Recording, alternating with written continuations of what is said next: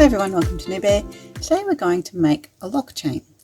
There's a couple of differences between lock chains and regular chains. A regular chain is made with normal double stitches, so first half flipped, second half flipped, and we get nice smooth stitches and a curve to our chain.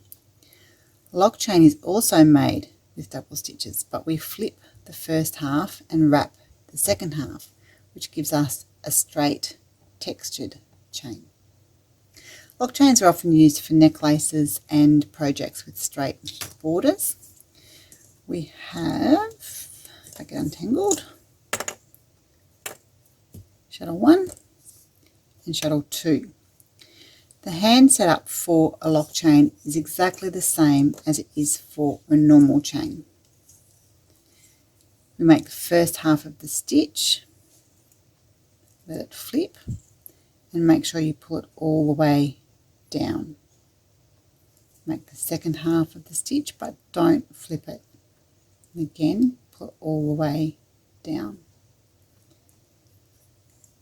Flip the first half, wrap the second half. I think the hardest part of a lock chain is retraining the old brain. That could just be me. I automatically go to flip my second half. When we make a regular chain, we can make, say, 4 or 5 stitches and then snug them up. We can't do that with a lock chain. We need to pull each stitch into place as it's made. That second half is not flipped, so it creates a knot, meaning our stitches won't slide. When we're working a pattern with a normal chain and we're using 2 colours, so we've got our orange ring and our blue chain, all our chains are going to have an orange core thread with blue stitches. When we make our lock chain, both colours are going to show.